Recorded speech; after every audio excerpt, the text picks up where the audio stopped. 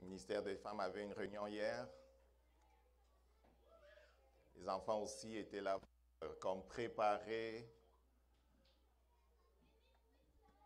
une sorte de spectacle pour le 20 décembre. Ils prévoient de stager une représentation à l'occasion du temps des fêtes. Amen.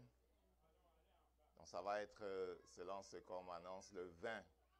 Vendredi le 20. Vendredi le 20 au soir, les enfants vont stager une pièce. Pardon? Et toute l'église aussi, bien sûr, sera là. On va en profiter pour passer du temps ensemble, peut-être même pour manger, je ne sais pas. Hein? Voilà, donc c'est comme un temps de célébration. Amen.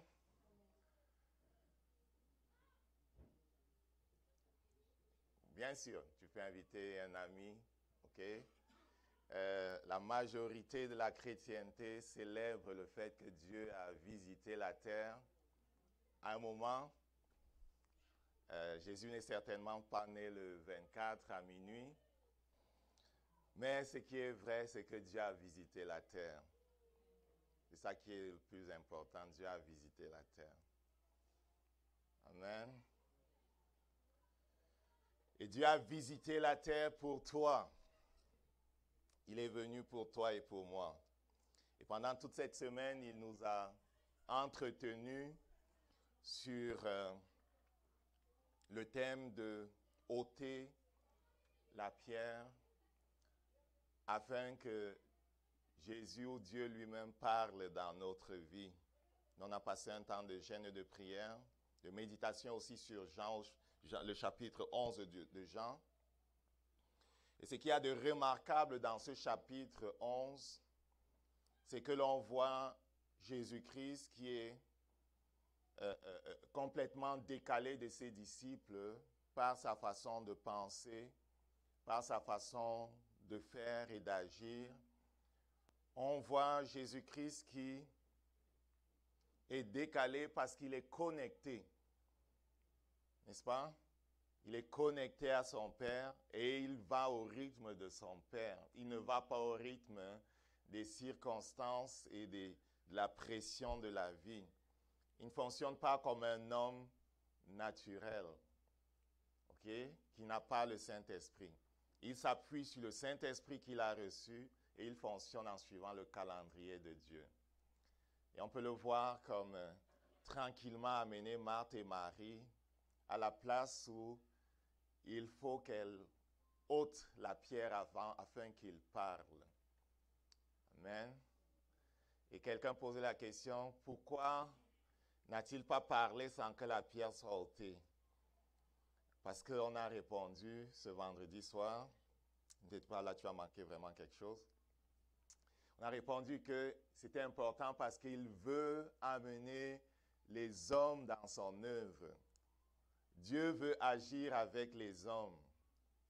Parce que Dieu est dans le business de transformer les hommes à son image. Et si tu vas dans l'atelier d'un forgeron, la façon dont il entraîne son fils, c'est que tranquillement, il va être avec son fils, petit comme ça, dans son atelier. Et il va lui confier des petites tâches. Le fils va voir le père faire. Le fils va être dans cet environnement où les choses se passent. Et tranquillement, on va lui confier des charges plus importantes à mesure qu'il va grandir et avoir plus de force. Amen. Et c'est ce genre d'environnement que le Père veut créer pour nous. Parce que si tu es comme moi, la question que je me pose quand je lis ce qui est dans la parole, Seigneur, ces choses sont-elles aussi pour moi? Ces choses sont-elles aussi pour nous, l'Église d'aujourd'hui? Le Saint-Esprit me dit sans cesse, regarde à nouveau, regarde encore, oui, ces choses sont pour vous. Oui, ces choses sont pour toi. Amen. Donc, mercredi qui s'en vient, on va se retrouver encore ici pour observer Jésus, pour regarder comment il fait, comme ce petit enfant qui observe son père, qui regarde comment il fait, et qui est dans cette atmosphère qui l'imprègne de la pensée de son père, de la façon de faire de son père, et qui le transforme. Amen.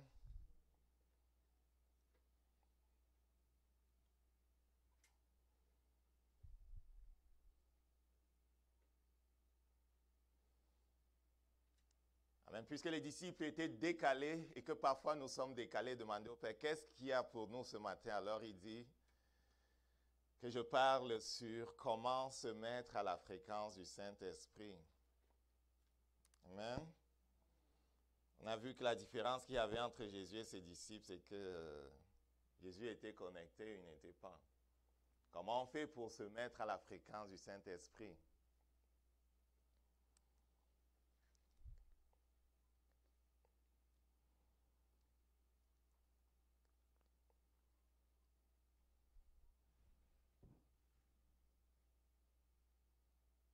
Un titre qui est parallèle aussi à celui-là et qui est même comme une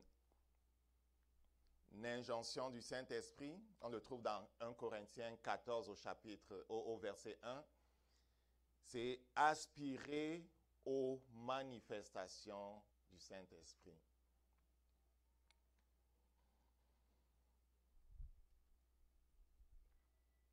Père, nous avons besoin de toi. Tu es celui auprès de qui nous venons pour découvrir ces choses merveilleuses qui sont en toi. Tu es celui auprès de qui nous venons pour apprendre les choses qui sont en toi, qui sont de ta maison, qui sont du royaume auquel nous avons été associés par la mort et la résurrection de Jésus-Christ. Dans ta parole, tu dis que nous ne sommes pas de ce monde. Puisque nous sommes d'en haut, puisses-tu ce matin nous donner notre part. Nous savons que ce qui est à toi, par les mérites de Jésus-Christ, est maintenant à nous. Nous voulons découvrir ce qui est à nous.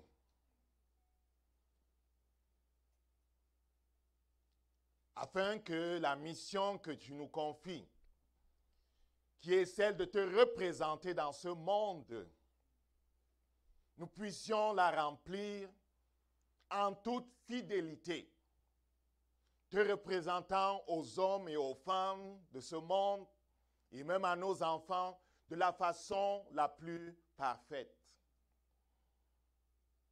Donne-nous ce qui est à nous, Seigneur.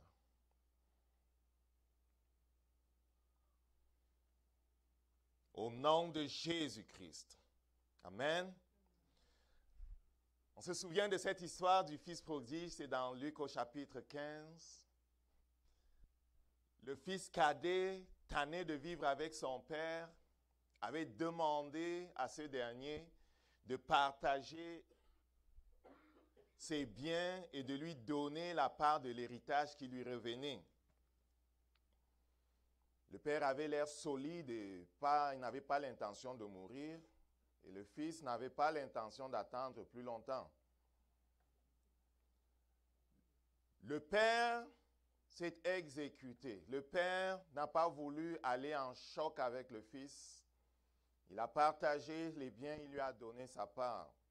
Il devait être triste de voir son fils désirer l'indépendance. Il a laissé le fils aller. Et le fils est allé vivre dans l'indépendance. C'est le piège qui nous guette tous. Il y a quelque chose en nous, et cela vient de notre ancien père.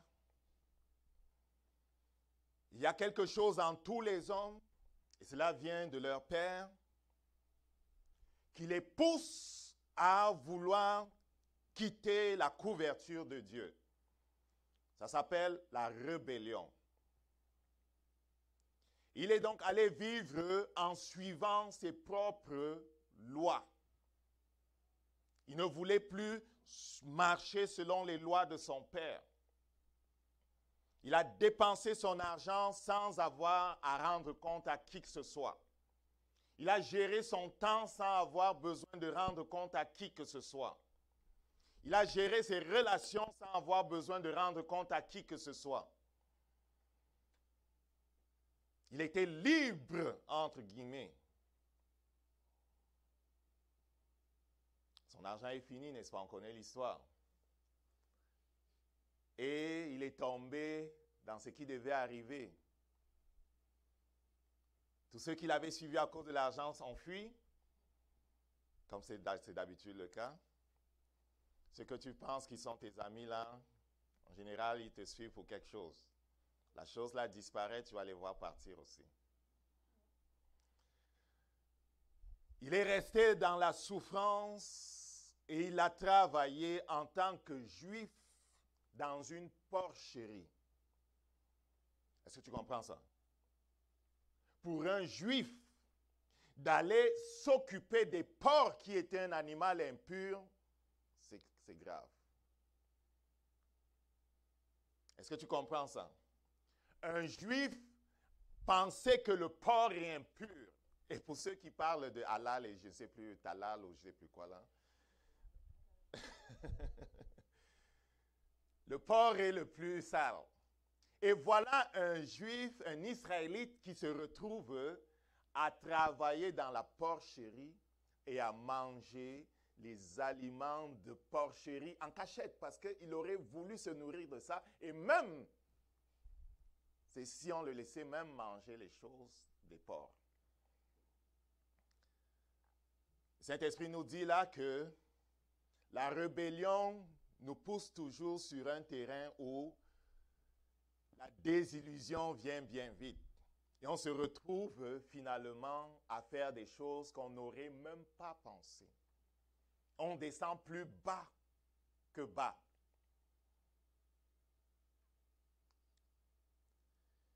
Étant rentré en lui-même par la grâce de Dieu, il réalise que sa vie est moins intéressante que celle des esclaves et des travailleurs de son père.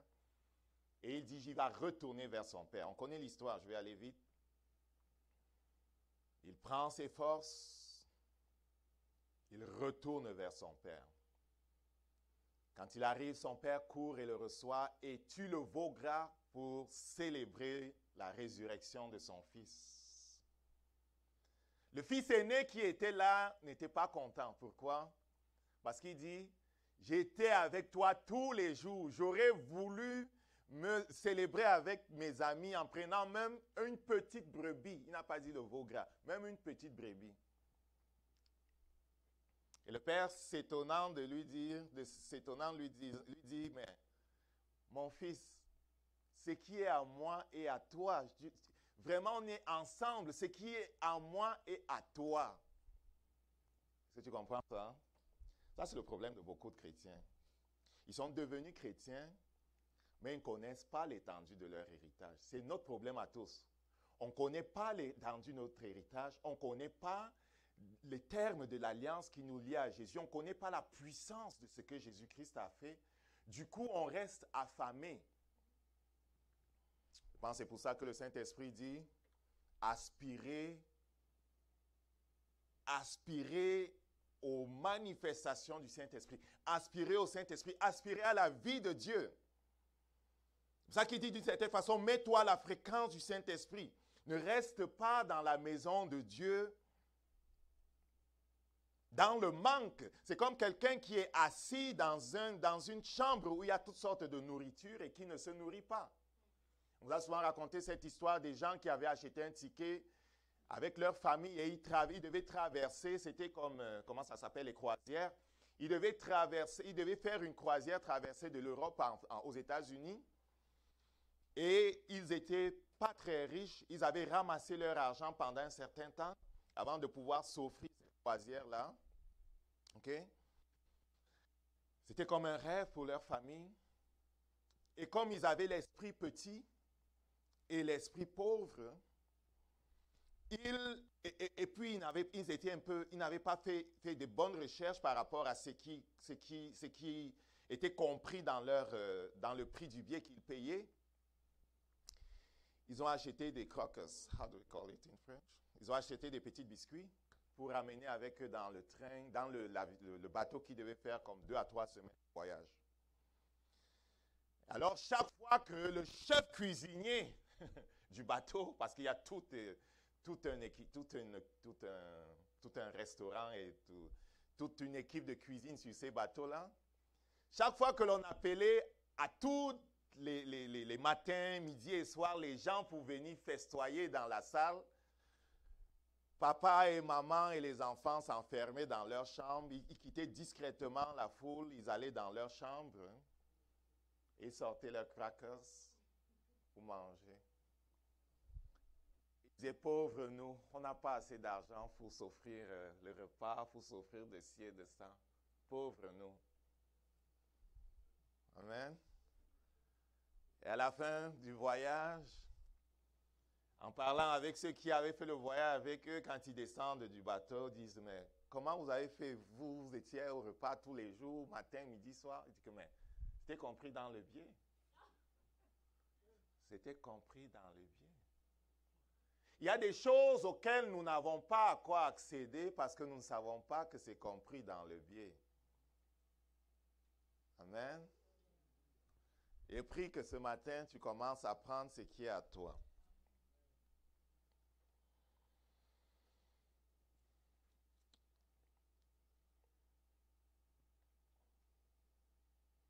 Une des conditions pour être capable de prendre ce qui est à toi est d'être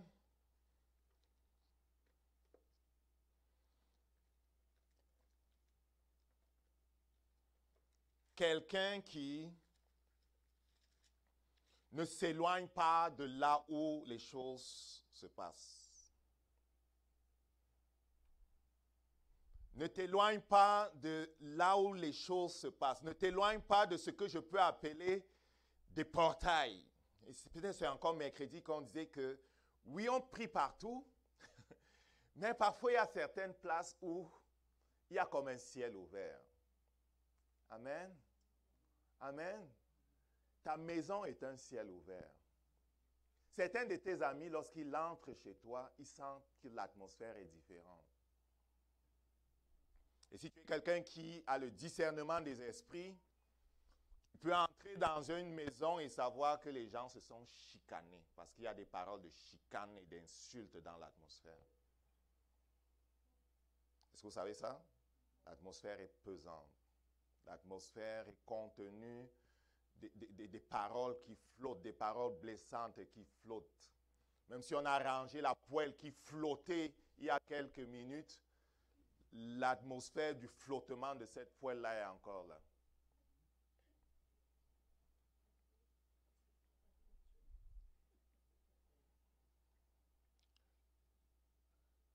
On va le voir dans 2 Rois au chapitre 2 qu'on a lu l'autre jour. Lorsque l'Éternel fit monter Élie au ciel, on le voit dans Élisée. Élisée qui avait marché avec Élie savait que Élie est un serviteur de l'Éternel. Élisée savait que Élie est un gateway. Est-ce que vous comprenez ça? Apprenez à discerner où les choses se placent et collez-vous. Quand il dit qu'il y a une sainte convocation, certains d'entre vous ne comprennent pas. Le mercredi soir, le dimanche est une place où les choses se passent. Amen. Il faut qu'il y ait vraiment une bonne raison pour que tu n'y sois pas. Je n'accuse personne, mais je dis, sur la base de ce que je vois d'Élisée là, qu'il avait compris quelque chose que nous sommes encore en train de comprendre. Est-ce que vous comprenez? Vous comprenez? Sans accuser personne, Le Saint-Esprit est avec toi, il sait pourquoi tu ne peux pas être là. Tu travailles le soir, tu fais ceci, tu fais cela, c'est correct. Arrange-toi avec le Saint-Esprit. Mais je dis ici, je vois Élisée qui poursuit quelque chose parce qu'il dit, je ne veux pas rater ce qui va se passer. Il savait que quelque chose allait se passer. Amen. Il savait que quelque chose allait se passer et il est resté collé à son maître tout le temps. C'était peut-être son test aussi. Élie lui dit que l'Éternel m'envoie à Bethel, parce qu'ils étaient à Gilgal. Il dit, reste ici, l'Éternel m'envoie à Bethel. J'étais toujours obéi, hein, mais aujourd'hui, là, je ne veux pas t'obéir. Excuse-moi, mon maître, je ne vais pas t'obéir aujourd'hui. Amen. Amen. Excuse-moi, mon maître, mais aujourd'hui, là, je ne vais pas t'obéir. Je connais, tu es une porte. Et je sais ce qui va se passer aujourd'hui. Le parallèle avec nous, c'est qu'on sait que Dieu veut nous donner des choses, si tu veux savoir. Et Dieu veut te révéler ce qui est à toi. Dieu veut ouvrir tes yeux sur ce qui est à toi. Dieu cherche continuellement des façons de t'enseigner, de te communiquer, de te rendre responsable de quelque chose d'autre. Tu es comme cet enfant qui est dans l'atelier de son père, travaillant avec lui, et peut-être tu faisais des choses qui n'ont pas encore de force et de puissance, parce que ta force est encore petite. Peut-être tu t'occupais juste des choses qui sont simples, mais tu es quand même là, dans l'atelier. Le parallèle avec nous, c'est que Dieu cherche des façons de nous rendre responsables d'autres choses et que parfois, il va se déplacer pour voir si on va se déplacer. Dans le Cantique des Cantiques, l'époux quitte la chambre où il avait passé du temps avec comment on appelle ça? Sa fiancée dans le livre des Cantiques au chapitre 2, et quitte, il va dans les montagnes. Et elle se met à chercher son époux, elle le cherche partout, jusqu'à ce qu'elle le retrouve dans les Cantiques au chapitre 7 et 8, et elle lui reparle de son amour, et elle vit à une autre dimension. Dieu veut monter avec toi. Il ne veut pas rester sur place. Tu ne sers pas un Dieu qui veut rester sur place. Dieu ne veut pas que tu fasses ta tente là où tu es. Parfois, on est satisfait de là où on est, mais Dieu veut monter. Dieu, pour monter, va devoir te mettre en position où tu vas devoir changer. Est-ce que tu comprends ça? Tu vas devoir changer. Le père d'Abraham et Abraham, son fils et ses frères, ont dû quitter la Mésopotamie. Ils sont quittés.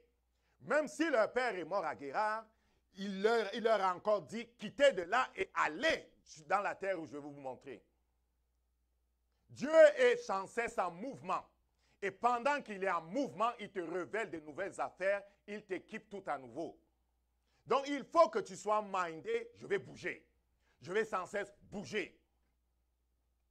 Est-ce qu'on comprend ça? Est-ce qu'on comprend ça? Le mindset de ce que je vais bouger quand Dieu bouge est important pour celui qui veut se mettre à la fréquence du Saint-Esprit. Parce que s'il bouge et que tu restes, vous êtes déphasé. Est-ce qu'on comprend ça? Est-ce qu'on comprend ça?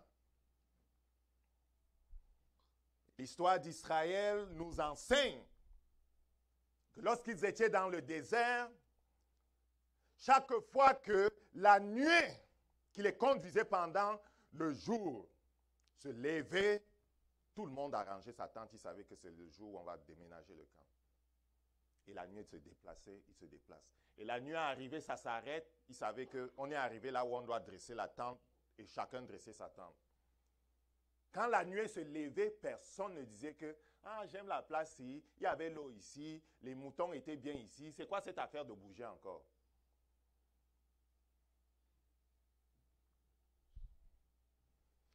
Donc, il lui dit, l'Éternel m'envoie à Bethel. Il dit, l'Éternel est vivant, ton âme est vivante, je ne te quitterai pas. Il se déplace avec lui.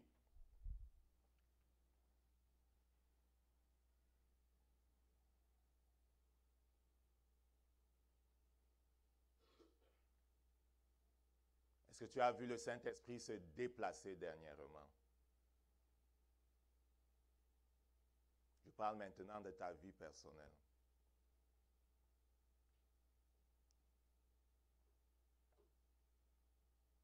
Si tu me dis que depuis les 3 ans, 4 ans, 5 ans, 6 ans, 10 ans, 20 ans, 30 ans que tu connais le Seigneur, il a trouvé que la place où vous étiez était tellement belle qu'il a laissé sa tente à cette place-là. Il dit, ça ne correspond pas au pattern de la Bible. Je vais reposer ma question. Est-ce que depuis que tu bouges avec le Saint-Esprit et que tu le suis là, ou tu as campé, je ne sais pas où là, est-ce que tu l'as vu bouger dernièrement?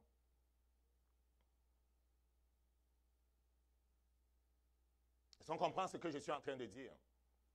Le Saint-Esprit ne reste pas sur place. Si tu ne l'as pas vu bouger, il y a un problème. Et si tu l'as vu bouger, tu es resté sur place, il y a un problème. S'il a bougé, tu es resté sur place, c'est lui qui dirige ou c'est toi qui dirige? C'est quoi nos excuses souvent?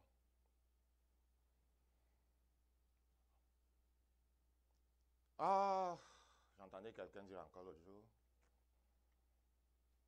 Ah, je suis né comme ça. Notre famille a toujours été comme ça. Je vais mourir comme ça. Qu'est-ce que ça veut dire?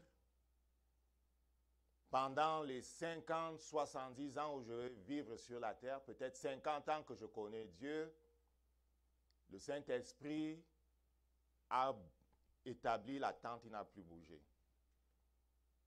Ça ne correspond pas au pattern que je vois dans la parole de Dieu.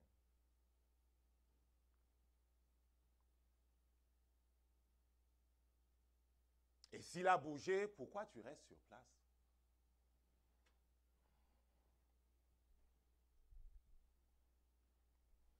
S'il a bougé, tu restes sur place, tu te coupes de lui. Tu ne recevras pas le plus qu'il a pour toi.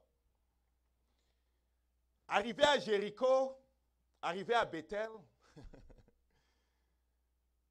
Élisée lui dit encore, reste ici, je te prie, l'Éternel m'envoie à Jéricho.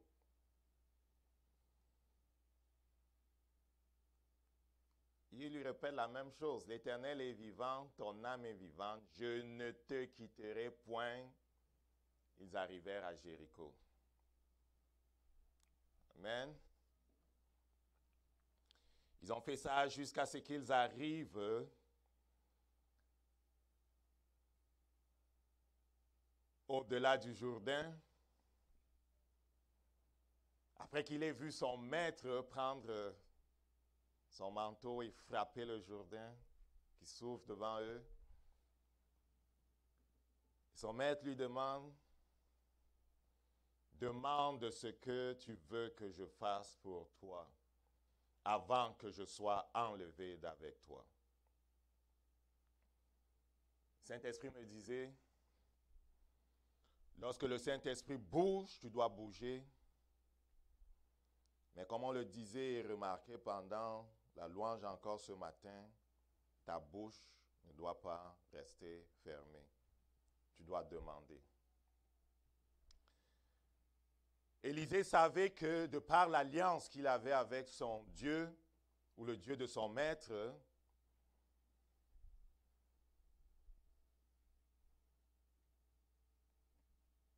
il était en droit de demander. Un peu comme un enfant sait qu'il peut demander à son père quelque chose. Ce que je veux que tu remarques ici, c'est que le ciel n'a pas versé sur Élisée l'onction. Le ciel n'a pas versé sur Élisée les capacités qui étaient sur Élie. Le ciel l'a prompté afin qu'il ouvre la bouche pour demander. Pourquoi? Parce que jamais le ciel ne fait quelque chose sans qu'il y ait un alignement du cœur de l'homme avec le ciel et la permission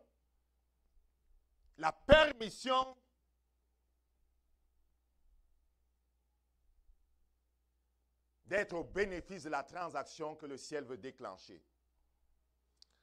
Et c'est un principe spirituel que même celui que l'on appelle Lucifer est obligé de respecter. Parce que le libre arbitre de l'homme ne saurait être brimé. Et j'ai écouté le témoignage de quelqu'un qui était allé dans une église où se trouvait un faux pasteur, qui était un serviteur de Satan. Et le jour ou le soir du jour, le lendemain, quand ils s'étaient allés dans cette église et que les serviteurs, les diacres ou les gens qui travaillaient dans cette église-là devaient comme s'occuper d'eux, ils leur ont demandé la permission de prier pour eux afin qu'ils reçoivent leurs anges. Je veux que tu comprennes bien. Ils leur ont demandé de leur donner avec leur bouche, d'ouvrir leur bouche et de leur donner la permission de prier pour eux afin qu'ils reçoivent leur ange. Et je vois ça dans plein de témoignages que j'écoute. J'aime beaucoup écouter les témoignages. Cela rejoint ce qui se passe ici. Il faut que tu donnes ton accord. Oui, tu es en alliance avec le ciel. Le Saint-Esprit bouge, tu bouges.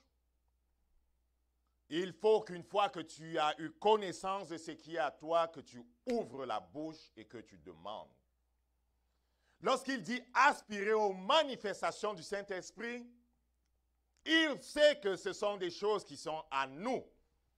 Il sait que ce sont des choses qui sont à nous, mais il veut que par un acte de ta volonté, tu aspires à ces choses-là. Tu désires, tu demandes. Tu ouvres volontairement ton cœur à l'influence du Saint-Esprit. C'est un principe qu'on retrouve partout.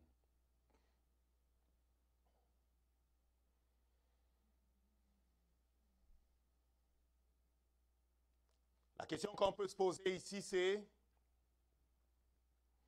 est-ce que ton cœur est ouvert aux choses que Dieu a en réserve pour toi? Oui, Dieu a en réserve des choses pour toi. Si tu te poses la question de savoir, Dieu a-t-il vraiment quelque chose en réserve pour moi? Oui, Dieu a quelque chose en réserve pour moi.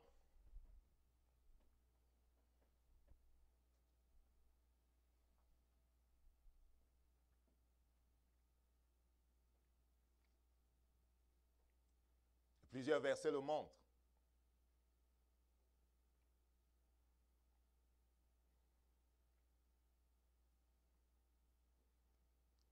Mais est-ce que tu désires recevoir ces choses? Élisée avait vu son maître. Il avait vu délivrer Israël. Il avait vu tenir tête aux 400 prophètes de Baal. Il avait vu l'Éternel fonctionner avec lui de façon extraordinaire. Il savait que son maître était dans une relation particulière avec le ciel.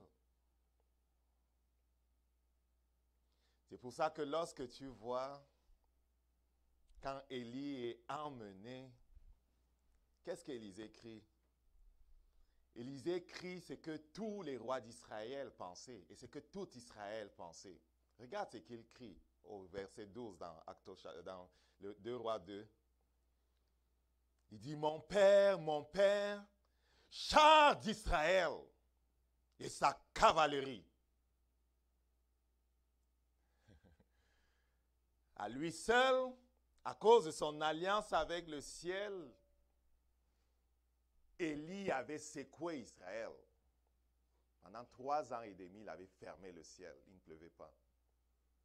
Et le Saint-Esprit nous dit dans le livre de Jacques que c'était un homme comme nous. Parce que parfois, quand on lit ça, on va dire que il avait une onction spéciale. Vraiment, il avait une onction spéciale. Sauf que le Saint-Esprit ne te laisse pas finir ta phrase. Il dit, regarde dans le livre de Jacques. J'ai dit, n'est-ce pas? Vous connaissez le verset, n'est-ce pas? Vous connaissez le verset, n'est-ce pas? Candice, on va dire que celui-là, il ne passe son temps qu'à citer les versets. Est-ce que ça existe même?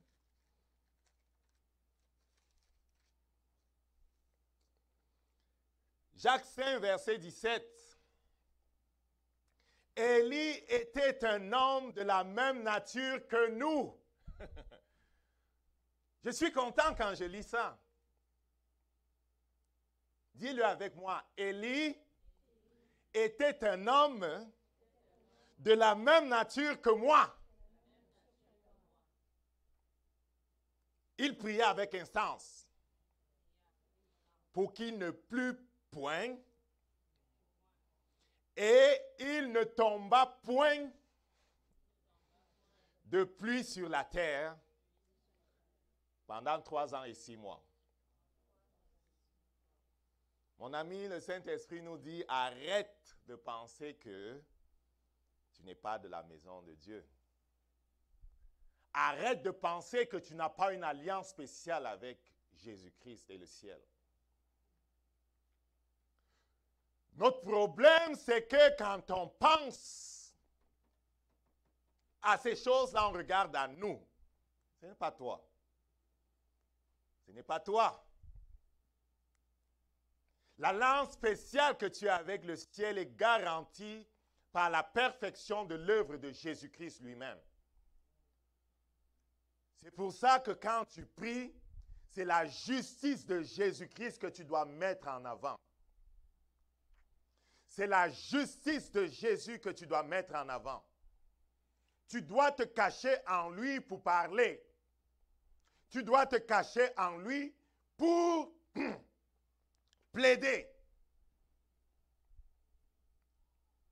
Élie était un homme de la même nature que nous. Il avait compris les principes et les lois par lesquels le ciel bouge. Et quand on dit qu'il avait prié avec instance, cela veut dire qu'il avait prié avec tout son cœur. Il était engagé avec tout son cœur.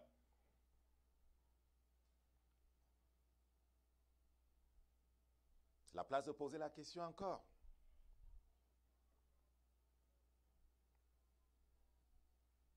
Est-ce que tu es engagé avec tout ton cœur?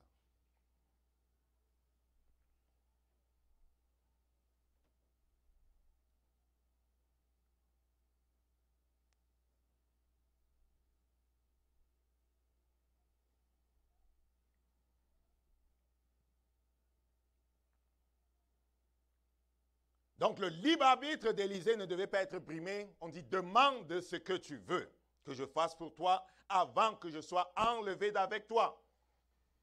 Élisée répondit, qu'il y ait sur moi, je te prie, une double portion de ton esprit. L'audace. Quand tu es audacieux et gourmand pour les choses du ciel, cela ne dérange pas Dieu. Amen. Le grand frère du petit rebelle là qui avait pris son héritage pour partir, il disait, tu ne m'as même pas donné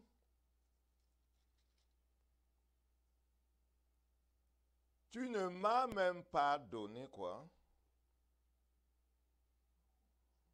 Un petit...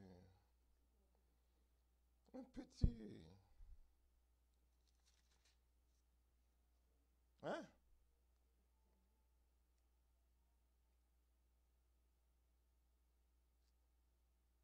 Voici, il y a tant d'années que je te sers, sans avoir jamais transgressé tes ordres. Au verset 29, je suis dans Luc au chapitre 15. Et jamais tu ne m'as donné un chevreau. Un chevreau. Voilà le problème de beaucoup. Tu vises trop bas.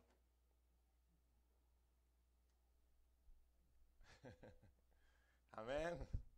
Pour ce qui est des choses spirituelles, toi comme moi, nous visons trop bas. Amen. D'où venait l'audace de demander le double de l'esprit qui était sur Élisée.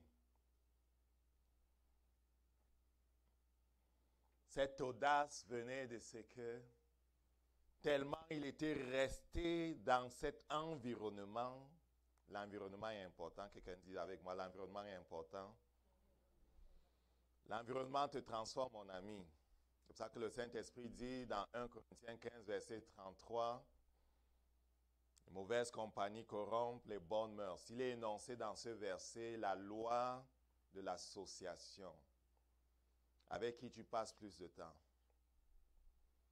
Il est énoncé dans ce verset la loi de l'association, 1 Corinthiens 15, verset 33.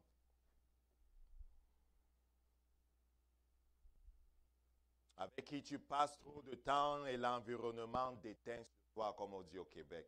Désolé pour ceux qui ne comprennent pas là. Ton environnement déteint sur toi. Ou en français, j'aime le québécois. Ton environnement finit par te transformer. Ton environnement finit par te transformer. Et tu ne te rends même pas compte que tu es transformé. Je me rappelle quand j'étais rentré du Nigeria, après avoir passé quelques mois là-bas, mes sœurs me demandaient, mais comment tu parles? Je parlais comme un Nigérian. Tu comprends? Avec les intonations et des mots particulier placé à certains endroits. Et je ne me rends pas compte que je parle comme un Québécois. Parce que dans le cadre du travail que je fais, dans l'interaction avec les gens, pour m'identifier à eux, je n'ai pas le choix, ou je trouve que c'est mieux, plutôt que de venir avec le français des Français, là. Et puis essayer de corriger les gens tout le temps. Je suis mieux de parler le québécois et même leur demander d'autres mots. Amen. Ce que tu comprends, c'est que ton environnement te transforme. Élisée avait été transformé par l'environnement dans lequel il avait vécu. Il avait vu Élie et il avait pris goût. Il avait pris goût à ce qu'Élie faisait, à la relation qu'Élie avec Dieu avait avec le ciel, à tout ce qui se passait là où Élie était. N'oublie pas ce qu'il pense d'Élie. Il pense d'Élie qu'il est le défenseur d'Israël. Il pense que le départ d'Élie, c'est comme une grosse perte pour Israël. Il l'appelle père, il l'appelle char et cavalerie. Donc il avait pris goût et son esprit, c'était comme les limitations étaient tombées. Pour lui, tout était possible. Tout était possible. Tout était possible.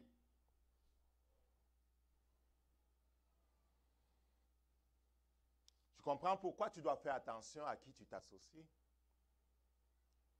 Est-ce que tu comprends pourquoi le Saint-Esprit dit que ce livre de la loi ne s'éloigne pas de ta bouche? Est-ce que tu comprends? Amaury, tu comprends? Il veut qu'en lisant continuellement ces choses et ces histoires qui parlent de sa puissance, de son autorité, tu sois continuellement dans cet environnement où les limitations que veut mettre sur toi le monde tombent. Et que tu penses comme lui. Grand.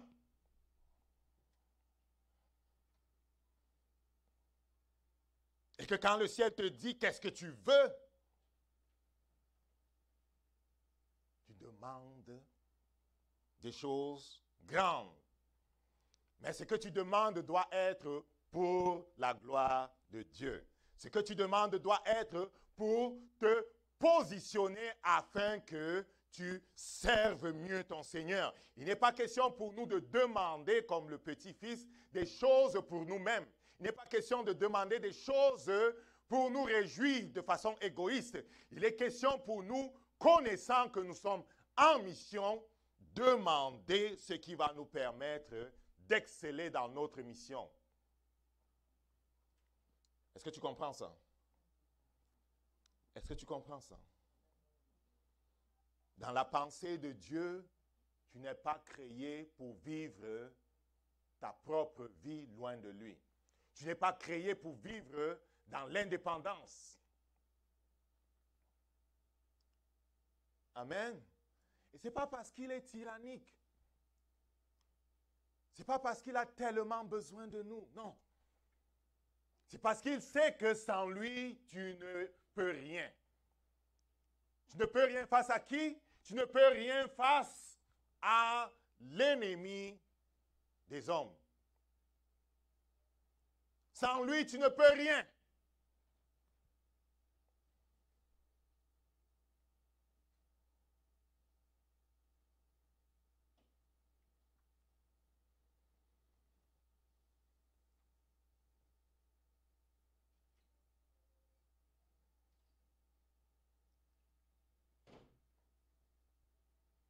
Le thème, c'est « Mets-toi sur la fréquence du Saint-Esprit » ou encore « Aspire aux manifestations du Saint-Esprit ».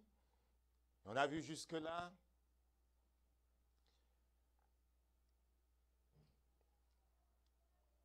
Qu'il y a un certain nombre de choses qui sont critiques pour que nous puissions rester continuellement connectés au Saint-Esprit et rendus capables de fonctionner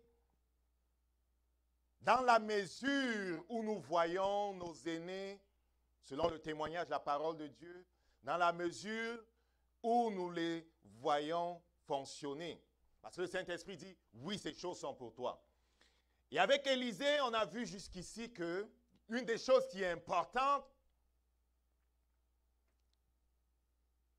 c'est de bouger avec le Saint-Esprit.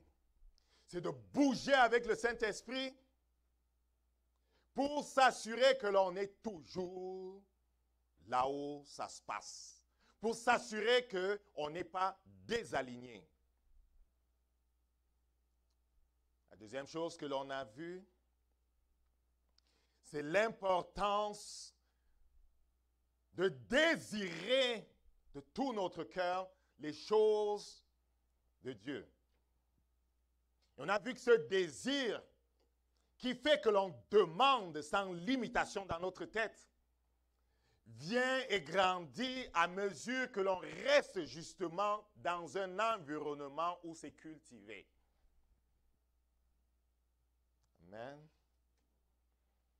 La crise que nous avons comme Église du XXe siècle, et c'est depuis que le Saint-Esprit me dit qu'on n'a pas beaucoup d'exemples. Amen. On n'a pas beaucoup d'exemples. On n'a pas beaucoup d'exemples. Amen. Mais avec l'Internet, Dieu va nous permettre d'être au courant de ce que le Saint-Esprit fait à l'autre bout du monde. Amen. Il y a des choses qui se passent. Mais la télévision et la radio du monde n'est pas pour nous. Ils ne vont pas rapporter ce qui se passe. Amen. Le Saint-Esprit va trouver des façons de nous montrer que oui, il y a des choses qui se passent. Mais plus que des choses qui se passent au loin, il est question qu'il se passe des choses proches de nous. C'est une question d'environnement. Amen. C'est une question d'environnement. Nous ne sommes pas démunis parce que Jésus est avec nous. Nous ne sommes pas démunis parce que sa parole est avec nous. Et tranquillement, on peut créer cet environnement. Et c'est notre cœur et notre but de faire de cette église une place où chaque fois où les portes sont ouvertes, il y a une atmosphère. Que ce soit la répétition de louanges, que ce soit la répétition des enfants, que ce soit le ministère des femmes qui se passe ou n'importe, l'étude biblique, n'importe quoi, qu'il y ait un environnement où ceux qui viennent sont impactés par le Saint-Esprit pour tranquillement réaliser que tout est possible.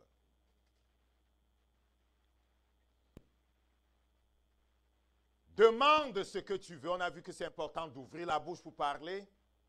Pourquoi? Parce que Dieu ne brimera pas ton libre arbitre. Et plus que ça, l'importance que tu ouvres la bouche fait que tu t'alignes, tu t'ouvres en fait. La bouche commande notre cœur d'une certaine façon. Et si tu ouvres la bouche et que tu es aligné, vraiment ta bouche est alignée avec ton cœur, c'est comme si tu autorises le ciel à te pénétrer. Il y a des lois spirituelles, on ne va pas perdre un peu, on ne va pas passer plus de temps là-dessus. Amen. Mais je veux qu'au fur et à mesure qu'on avance, tu fasses ton auto-assessment. Tu t'évalues. Tu évalues là où tu te trouves. Il n'est pas question pour nous d'être des auditeurs oublieux. Il n'est pas question pour nous de ne pas faire les changements qui conviennent.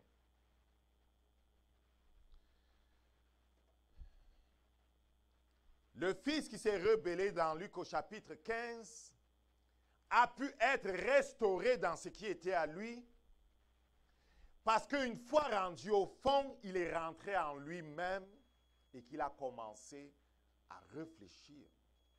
Et il a résolu de rentrer vers son Père. Il y a eu un demi-tour. Il y a eu ce que l'on appelle, et j'aime beaucoup ce mot, une repentance. Est-ce que tu vois ça? Est-ce que tu vois ça? À mesure que le Saint-Esprit te montre différents aspects et que tu fais l'évaluation de là où tu te trouves, il se peut que tu aies besoin de faire demi-tour. Amen. De faire demi-tour, de retourner, de changer ta façon de penser, d'épouser la façon de penser de Dieu.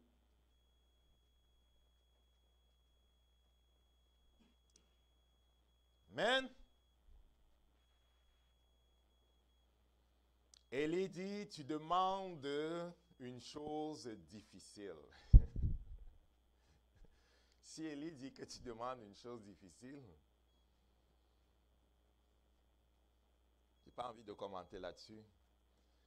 Il poursuit en disant, si tu me vois quand je serai enlevé d'avec toi, cela t'arrivera aussi. Sinon, cela n'arrivera pas.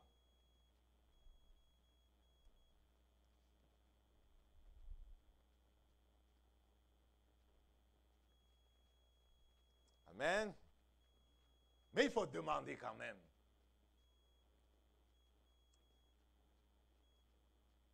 Dieu ne te refusera pas ce qui est à toi. Ce qui est vrai, c'est que Dieu ne nous refusera pas ce qui est à nous.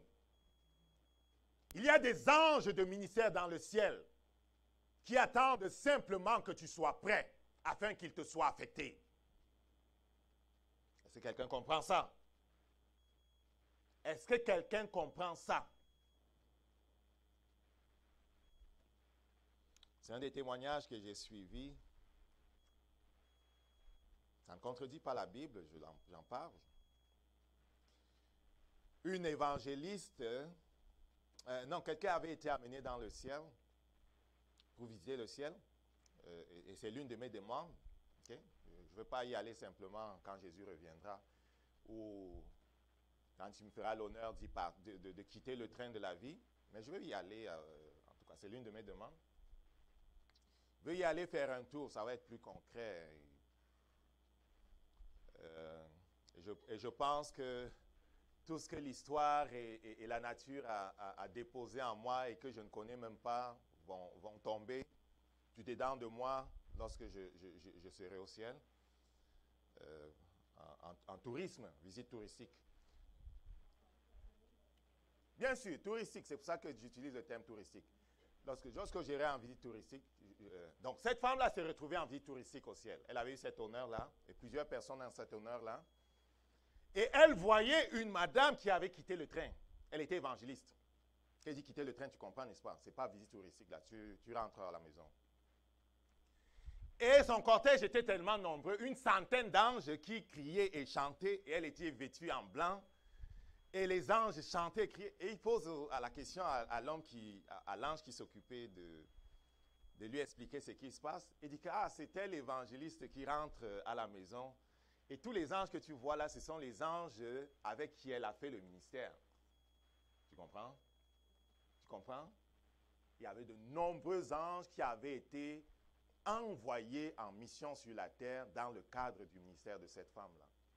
Ils retournaient avec elle, ils avaient fini le travail. Il me rappelle du témoignage que Mamadou Karamberi racontait à l'occasion du départ de sa première femme.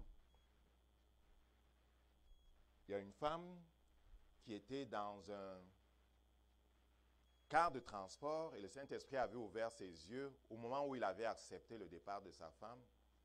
Cette femme-là avait eu une vision ouverte. Elle voyait sa première femme qui partait avec plusieurs anges qui étaient dans le cortège. Elle était un pilier de son ministère à cette époque, intercesseur. Oui, il y a des anges qui soutiennent les gens dans tous les ministères qu'ils font. Amen. Je vais refermer cette parenthèse-là. Il y a des anges qui attendent que tu sois prêt pour être affecté. Amen. Ce n'est pas toi seul qui fais le travail, mon ami. Ce n'est pas toi seul.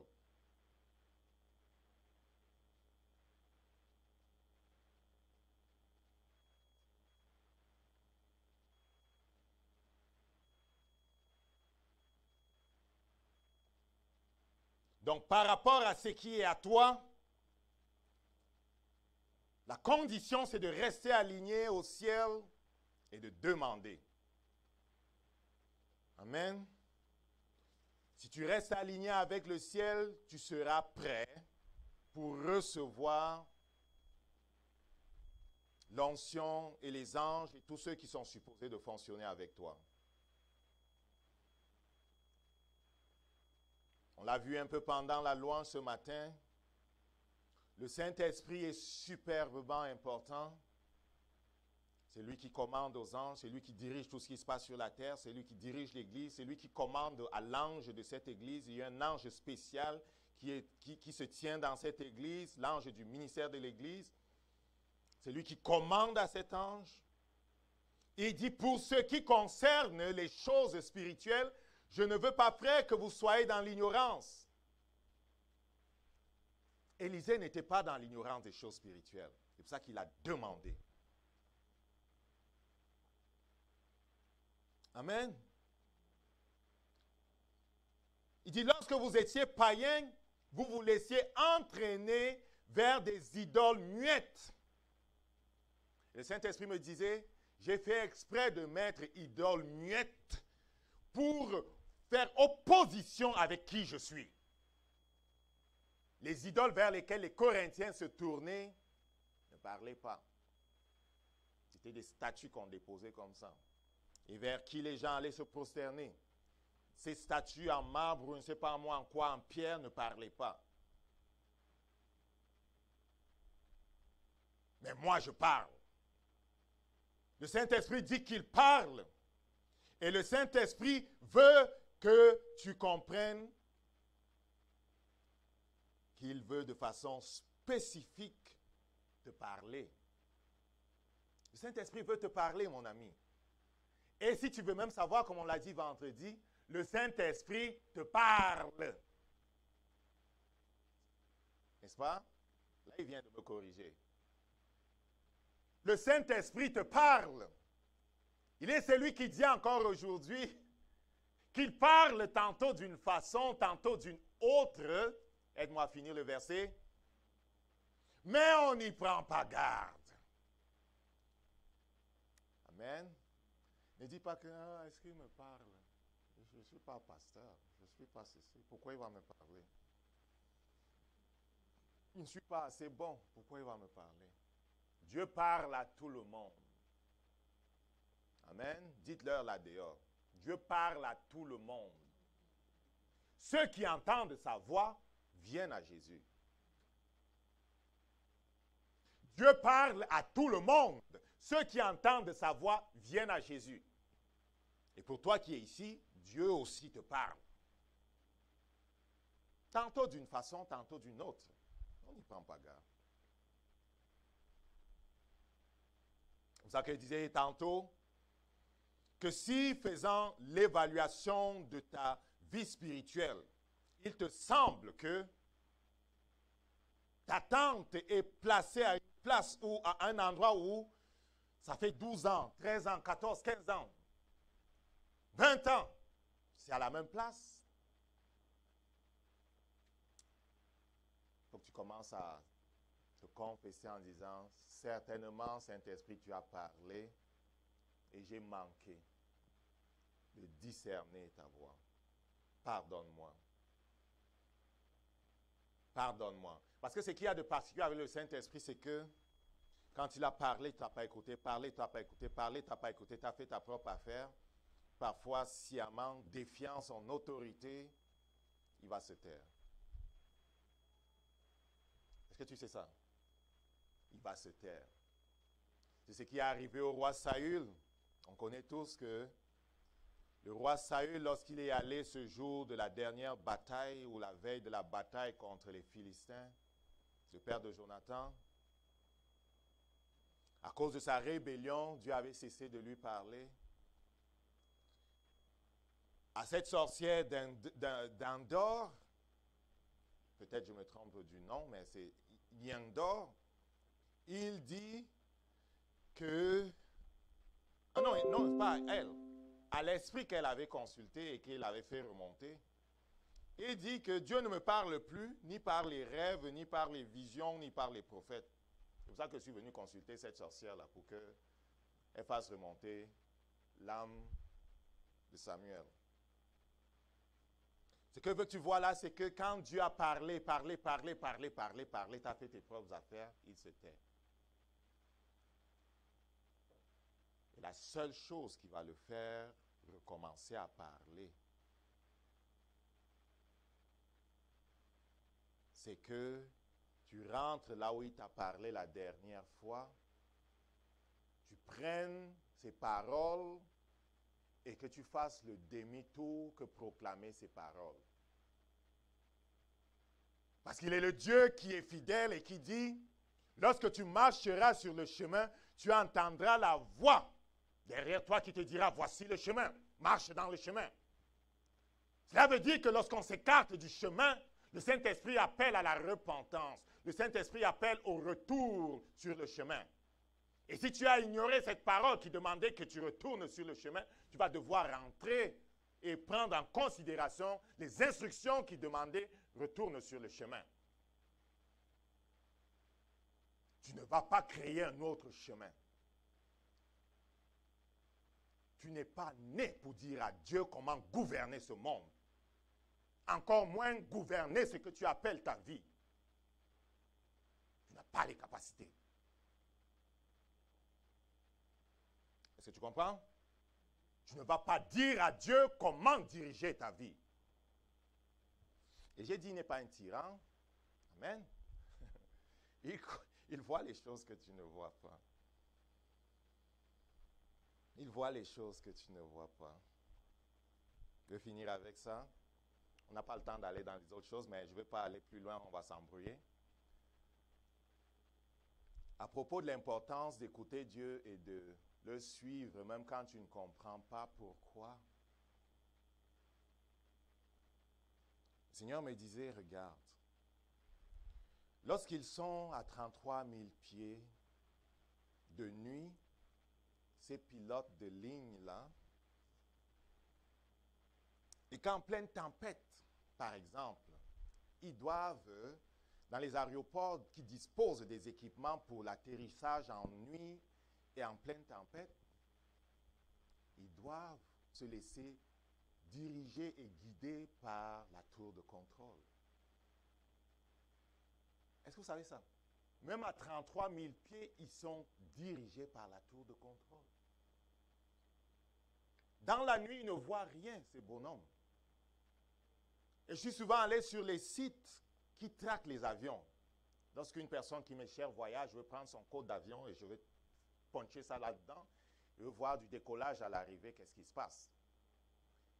Il y a une partie au-delà du Canada, entre le Canada et l'Europe, où, mon Dieu, le trafic et le nombre d'avions qui circulent, c'est extraordinaire.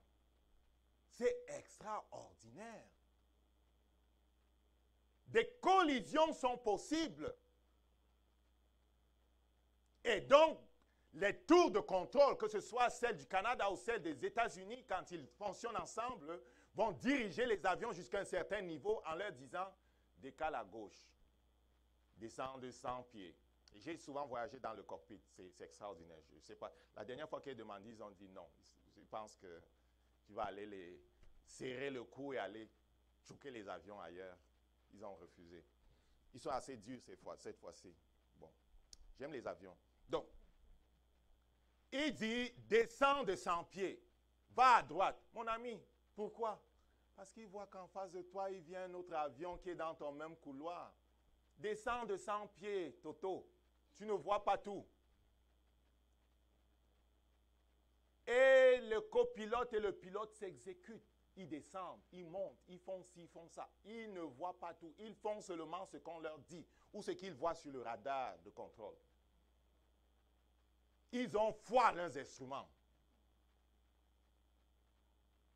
Pour nous, c'est ça. Il dit, va à gauche, je vais à gauche. Que la foule aille à droite, ça c'est son problème. J'ai mon couloir. Et certains de dire que, okay, ça ne fait pas de sens d'aller à gauche. Ça ne fait pas de sens. Ça ne fait pas de sens. Tu comprends pourquoi Abraham disait à l'autre, choisis? L'autre a regardé. Il a vu que, oh, c'est bien de ce côté. Mon oncle est fou, je vais choisir. Il a choisi avec les yeux naturels. Amen. C'est l'appel à l'obéissance, mon ami. C'est l'appel à l'obéissance. J'ai fini avec ça. C'est l'appel à l'obéissance. Le Saint-Esprit se déplace, déplace-toi avec lui. Amen. Il t'amène dans des environnements où les choses se passent. Reste avec lui tant qu'il est à cette place. Ne va pas au-delà de ce qu'il fait. Et laisse-toi transformer. Laisse-toi transformer. Et si dans tes relations, si dans les choses que tu côtoies, il y en a qui sont des gateways pour polluer ton cœur et pour te transformer en l'image de l'autre, sois sage, coupe cette affaire-là. Coupe cette affaire-là. Amen.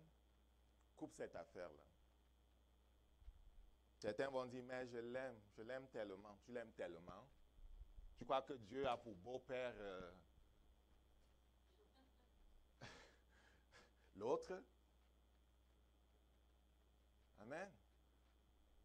Si on ne connaît pas Jésus, oublie ça, ne va même pas lui parler. Mais je vais l'évangéliser, je vais la convertir. Ok, bonne route. Écoute le Saint-Esprit. Amen. Et il va t'apprendre à désirer ces choses. Et une fois que tu désires ces choses, demande. Demande.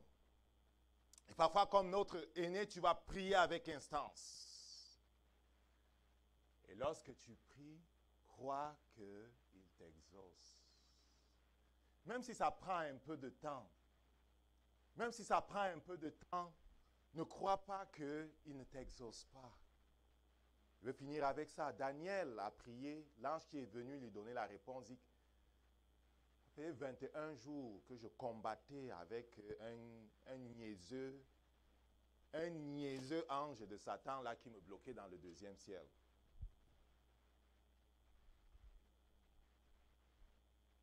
Michel a dû venir me défendre. Moi, tout seul, je ne pouvais même pas passer. Il y a des serviteurs de Satan puissants là. Il se peut qu'il y en ait quelques-uns qui sont venus s'asseoir sur tes affaires. Tu vas pleurer. C'est assis sur mon travail. Je vais les shooter. Je vais les shooter. Ma voix va finir. Je vais boire de l'eau. Je reviens les shooter. Parce qu'il a écrit, soumets-toi à Dieu, résiste au diable. Il va fuir. Tu vas fuir. Je vais avoir mon travail là. On va se lever debout.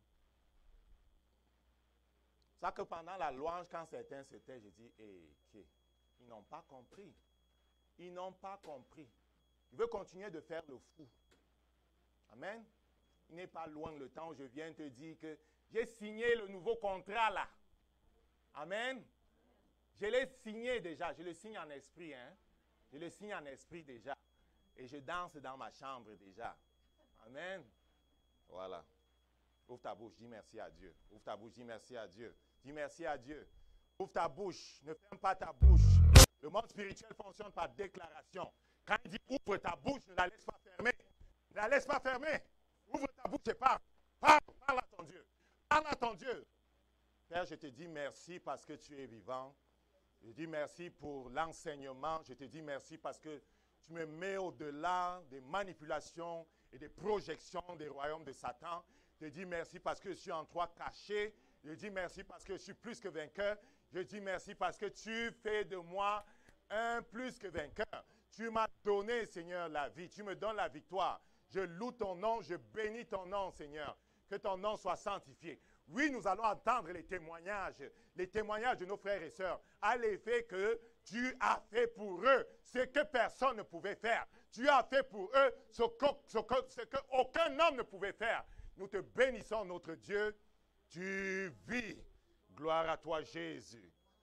Gloire à toi, Jésus. Amen. Seigneur. Come on, everybody, get your feet happy. Let's go. Come on.